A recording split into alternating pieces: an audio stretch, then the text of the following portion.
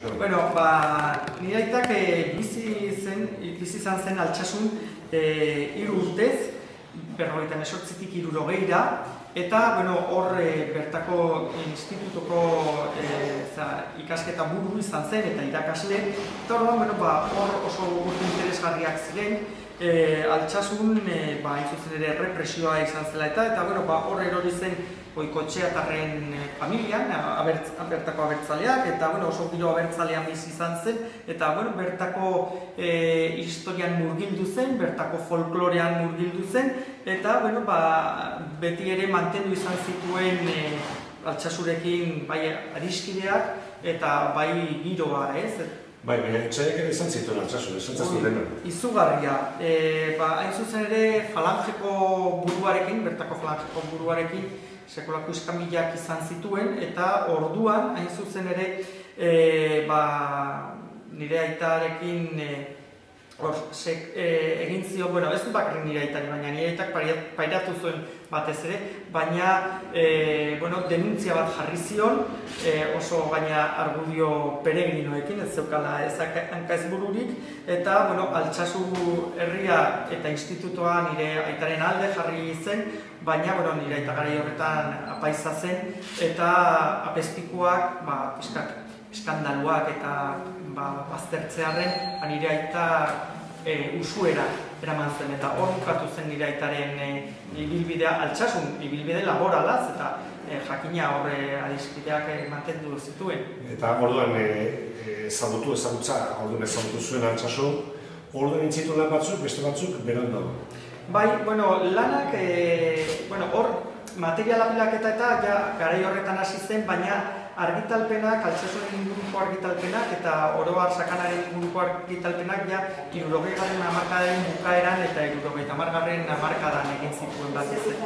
Alde batetik zerrastatu zuen Altsasu, bere toki izena, toponimia, bestetik ohiturak, folkloreak. Eta historia ere, ez? Osotasunean hartu zuen historia osoa, ez? Zentzu horretan, eta orduan, bai historia instituzionala, bai historia soziala, folklorea, hor oso interesa handia zeukan, batez ere Altsasuko euskalduntasun izaera hori, izaera euskaldun hori berpizteko, ez? Galduta zegoena, ez? Euskara berreskuratu behar zen, baina baita euskararekin batera euskal kultura, ez? Eta hortaz bere ikerketa asko. Gaur egon Altsasun, horren sustraitua dagoen ilautegia eta horren ezaguna dena galdua ere kontzen, esaten dut ez da, asko esatea den edo ez, Jose Mari Jimeno Julio eginiko landari eskar berpiztu dela, ala esan ditik? Bai, ala zen, eta gainera berari egin zidioten lehendabiziko omenaldietako bat, hain zuzen ere Altsasun egin zidioten hori dela eta. Altsasukoak hortaz, dira alde batetik liburu honetan daudenak. Aralarri eskinitakoak, bereziki San Miguel ez, satutegiari, hemen ere esatekoa Aralarsko ingurua San Miguel, eta eskugan ezpatarik ez duen ingurua, hori ere nabarmentzeko. Bai, alaxe da, eta gainera, Aralarren inguruan edo San Miguelen inguruan egon bat zegoen, bibliografia oparoa, tradizio luzekoa, ez baina faltan zen hain zuzen lan bat, historia, artea eta gero hain zuzen ere folklorea edo tradizioak batzen zituena, ez?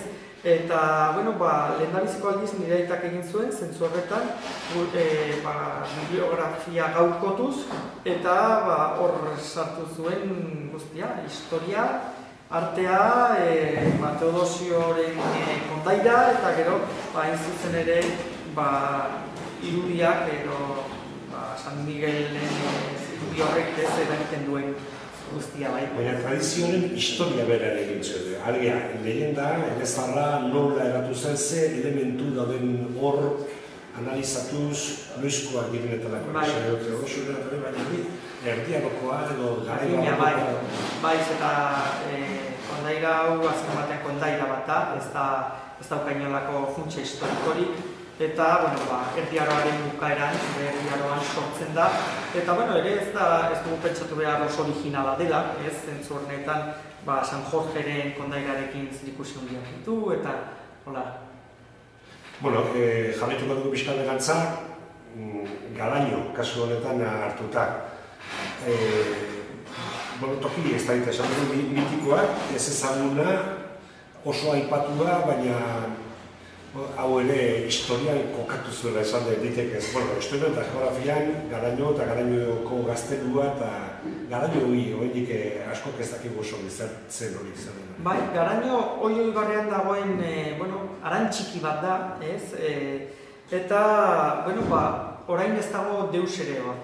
Erdi Aroan 12 bat herri iska txiki egon ziren, eta batez ere oso gaztelu garrantzitsua. Oso ez ezaguna zen, eta batez ere gazteluaren inguruko guztia, ez ezaguna zen, eta esan genezake oraindik ez ezaguna dela. Espero ezagun liburu honekin ezagunagoa izatea, ez? Eta orduan, ikertu zuen modu berezian herri edo desagerturik zeuden herri guzti horien historia, eta gero batez ere gaztelu horren historia, ez? Sarah Weiss gaztelua omen zela esan zuen iraitak, teoria asko zeuden Sarah Weiss non kokatu, gogoratu behar dugu, Sarah Weiss hori behintzat Goi Erdi Aroan oso gaztelu garrantzitsua zela Iruñeko erresuma defendatzeko, Abderraman hirugarrenak bota egin zuen, erregin zuen eta bota egin zuen, eta gero berregin egin zen. Eta, teoria asko zeuden non kokatu Uarten, ala San Cristobalen, edo batzuk Azabran kokatzen zuten, eta, nire aitak esaten du hemen zegoela. Eta gerora, adibidez, lan hau txikeri bezala, oso garrantzitsua izan zen Jose Miguel Bidadorrentzat inspiratzeko bere Garañoren inguruko liburuzkan. Ullo Ibarrekin lotura handia, entzuen Jose Miguel Bidadorrentzat. Baina Garañoko honetaz horiek azken hitz bat, igual gaurko eguneko perspektibatik ez da oso aixean zenbate, baina toki estrategikoa zergatik ote zen, hori pasabide zen, pasabide bati begira zegoen edo zertzen hori. Bai, garai horretan, Goi Erdi Aroan, Iruñeko resumeko, garai horretan ez da oraindik Nafarroa deitzen, erdialderaino ailegatzeko, alegia Iruñara ailegatzeko, bi bide nagusi zeuden. Argai bai hartzen zenuen, ala bestela, Aragoi bai hartzen zenuen. Argai bai hartuta, gero, hortik Arakilekin batera egiten duen zea horretan, ez? Garestik igotzen alegia. Orduan, hain zuzen ere, Garaño hor dago, ez? Justu Iruñerrirako sarrera horretan. Ordo jarraituko dugu Arakil uraz bera eta hor topatzen duguna da holtzako zendea. Eta horren ezagutza ere, izan zuen bizipenengatik eta holtzako herri batzuten partikurazka. Bai, bera hasienen egon zen, baita apaiza hor 73tik 79 edo 70 eta orduan bertako historia ere ikertu zuen, ez?